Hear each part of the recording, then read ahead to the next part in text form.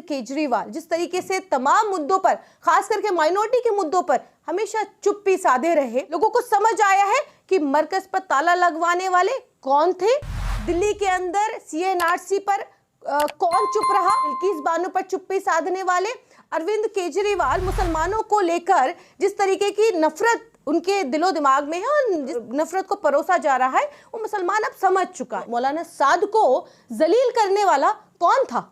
ये अरविंद केजरीवाल ही थे। शाहीन बाग पर किसने कहा कि 2 घंटे हमें दे दिए जाएं, मैं शाहीन बाग खाली कराऊंगा। बिल्किस बानो के आरोपियों को मिठाई खिलाकर स्वागत किया गया, टिकट दिया गया। भारतीय जनता पार्टी और आम आदमी पार्टी के जो दोनों लोग हैं, मैं इन दोनों को बी टीम ही कहती हूँ। दोनों आपस में इनका गठबंधन है और गठबंधन से ये लोग आपस में मिलजुल कर सरकार बनाते हैं। धरना देकर ये सरकार आई थी। तुम्हारा जुल्म काफी है हमें बेदार करने को, और जो लोहा जुल्म सहता है वही तलवार बनता है। देखिए, आपने बहुत अच्छी बात कही कि अब जो तमाम जो मुस्लिम सीटों पर जिस तरीके से कांग्रेस की तरफ लोगों का रुझान वापस आया है, लोग वापस कांग्रेस की तरफ वापसी कर रहे हैं, तो देखिए ये बात कहीं ना कहीं बिल्कुल सही है कि लोग वाकई कांग्रेस को दोबारा से, पुरानी जो कांग्रेस थी, जो जिस तरीके से हम बात लगातार कर रहे थे कि दोबारा से कांग्रेस की तरफ अब वोटर देख रहा है। देखिए, दिल्ली के जो हालात हैं हम सब उससे वाकिफ़ है बहुत अच्छे तरीके से। दिल्ली के अंदर हवाएं जहरीली हैं, पानी जहरीला है। देख लीजिए हर जगह जगह कूड़े के अंबार हैं। क्या कहा था अरविंद केजरीवाल ने? कहा था कि हमें 5 साल दीजिए, यमुना साफ कर देंगे। क्या हुआ? नहीं कर पाए, ना यमुना साफ कर पाए, ना अच्छी हवा दे पाए, ना अच्छा पानी दे पाए। देखिए, ये तमाम जो मुद्दे हैं।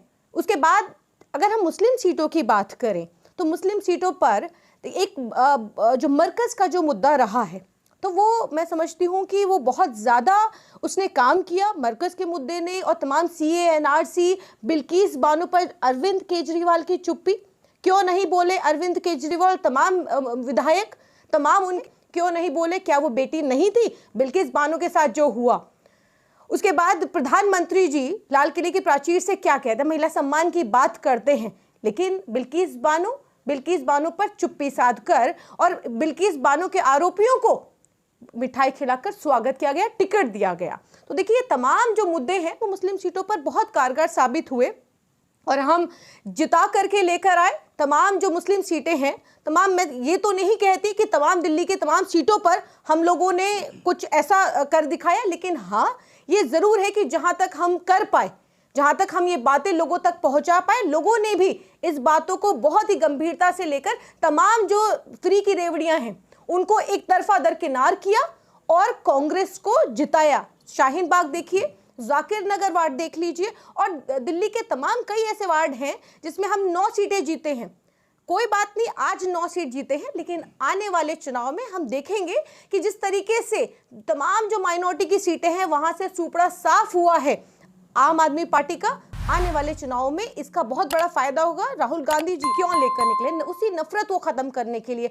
आज अरविंद केजरीवाल जिस तरीके से तमाम मुद्दों पर, खास करके माइनॉरिटी के मुद्दों पर हमेशा चुप्पी साधे रहे, आज कौन लड़ रहा है सड़क पर? आज कांग्रेस लड़ रही है। कल भी हम वहीं पर थे, आज भी संघर्ष करें और कल भी संघर्ष करेंगे। देखिए, जनता का जो भी फैसला है हम अपने सर माथे लेते हैं। चुनाव में बेशक हमारी सीटें कम हैं, लेकिन हमने हौसले नहीं हारे हैं। देखिए, अरविंद केजरीवाल एक हिंदू हैं, मुझे इससे कोई गुरेज नहीं है और मैं समझती हूँ कि दिल्ली की जनता को भी इससे कोई गुरेज नहीं है। जाहिर सी बात है, अगर वो कहते हैं कि मैं हिंदू हूँ और हिंदुत्व की बात करूँगा, तो जाहिर सी बात है कि वो हिंदुत्व की बात कर सकते हैं, लेकिन उसे थोपना, खास करके दिल्ली की जनता के ऊपर, चाहे वो लक्ष्मी गणेश की बात हो, जिस तरीके से उन्होंने नोटों पर इस तरीके की बात की, और तमाम जो जिस तरीके की वो एक अपने आप को एक हिंदुत्व, जो कट्टर हिंदुत्व, कट्टर ईमानदार पार्टी का वो नारा देते हैं, और वो तमाम जो उनके जो विधायक हैं और तमाम उनके जो लोग हैं वो ये कहते हैं कि हमने तो इतना दिल्ली के अंदर काम किया है, और तमाम जो दिल्ली के अंदर मोहल्ला क्लिनिक और तमाम जो इतनी फ्री की रेवड़ियाँ जो गिनाते हैं। मैं कहना चाहती हूँ कि देखिए, आप हिंदुत्व को बिल्कुल आप जिस तरीके से आप उसको करना चाहते हैं आप कीजिए, लेकिन आप देश के अंदर लोकतंत्र है, देश के अंदर संविधान है, देश के अंदर ये देश भारत जो है वो धर्मनिरपेक्ष है। दिल्ली के अंदर दिल्ली की जनता ने, खास करके आप देखिएगा माइनॉरिटी सीटों पर और माइनॉरिटी सीटों के अलावा भी देखिए, लोगों ने स्वीकार इस बात को नहीं किया। भारतीय जनता पार्टी और आम आदमी पार्टी के जो दोनों लोग हैं, मैं इन दोनों को बी टीम ही कहती हूँ, क्योंकि ये तमाम जो लोग हैं ये सिर्फ और सिर्फ कांग्रेस के वोट काटने के लिए ये सिर्फ मैदान में है। धरने वाली सरकार, धरना देकर ये सरकार आई थी, लेकिन आज सिर्फ कुर्सी की लड़ाई रह गई है। दोनों आपस में इनका गठबंधन है और गठबंधन से ये लोग आपस में मिलजुल कर सरकार बनाते हैं। देखिए, कांग्रेस की आइडियोलॉजी तो देखिए ऐसी आइडियोलॉजी है कि जो हर कोई स्वीकार कर सकता है। दलित हो, पिछड़ा हो, गरीब हो, मजदूर हो, ये हर किसी की पार्टी है। ये आइडियोलॉजी हमारी क्या आइडियोलॉजी है? हमारी नफरत की आइडियोलॉजी, हमारी मोहब्बत की आइडियोलॉजी है।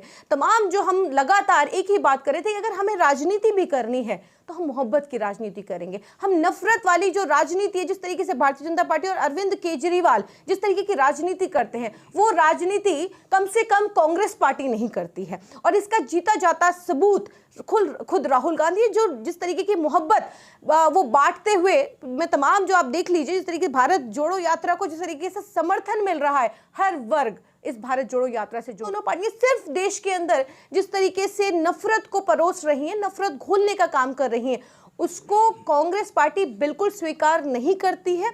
जहां तक माइनॉरिटी सीटों की बात है, माइनॉरिटी सीटों पर आज ये वोटर समझ चुका है कि ये मरकज पे ताला लगवाने वाले, आज बिल्किस बानो पर चुप्पी साधने वाले, आज तमाम जो मुद्दे हैं दिल्ली के अंदर, जो शीला दीक्षित के टाइम पर जो दिल्ली थी, आज उस दिल्ली को क्या से क्या कर दिया है। जगह जगह कूड़े के अंबार और आरोप प्रत्यारोप की राजनीति कौन करता है?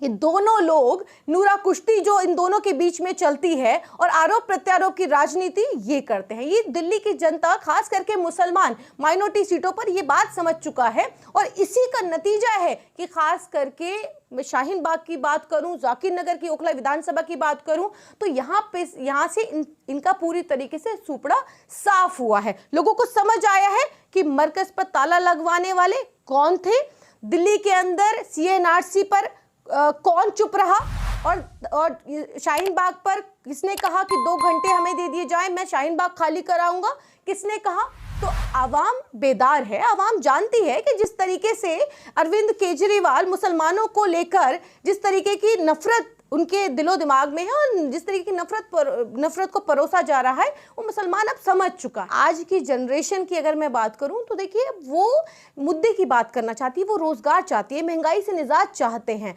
तो आज महंगाई हो, बेरोजगारी हो, जिस तरह तमाम देश के मुद्दे हैं, तमाम जो मुद्दे हैं, उस पर आज जिस तरीके से बात नहीं होती है। राहुल गांधी जी का एक ही प्रयास है कि हर वर्ग को लेकर साथ में चलना है, हर तबके को साथ में लेकर चलना। और जिस तरीके से अरविंद केजरीवाल और बीजेपी ने मिलकर इन दोनों की नूरा कुश्ती ने मुसलमानों के साथ जो किया है, आप मरकज देख लीजिए, CNRC देख लीजिए, तमाम जो मुद्दे हैं, उन मुद्दों को लेकर के मुसलमानों के अंदर बेहद गुस्सा था, जिसका हमने देखा तमाम सीटों पर। आप अगर बात करेंगे मुसलमानों से तो एक ही बात कि मरकज पे ताला लगवाना, मौलाना साद को जलील करने वाला कौन था?